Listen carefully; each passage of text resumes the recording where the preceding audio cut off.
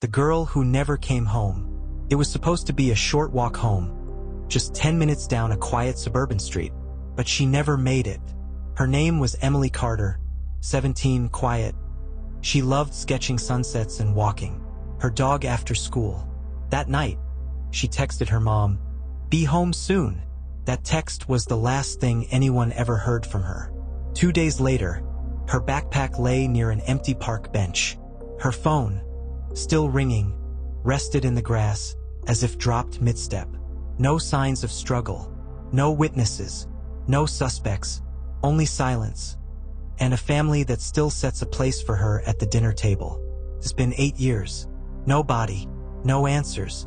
A porch light still burns every night, hoping Emily finds her way home. What do you think really happened that night?